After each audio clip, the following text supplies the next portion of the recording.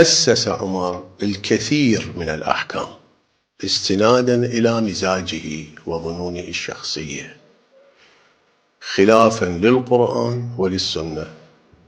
ولا زالت هذه التي أسسها عمر متبعة إلى يومنا هذا، مثل صلاة التراويح ليس لها أصلاً لا في كتاب ولا في سنة، هي من تأسيسات عمر.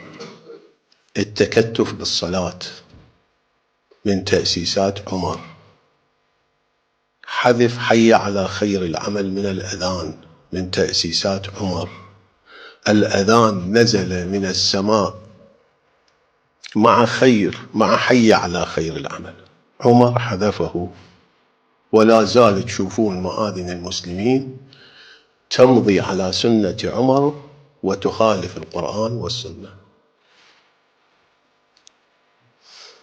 العلامة السيد شرف الدين في كتابه النص والاجتهاد ذكر الكثير من هذا القبيل، وفي كتابنا الخلفاء والملوك أيضا ذكرنا الكثير من هذا القبيل.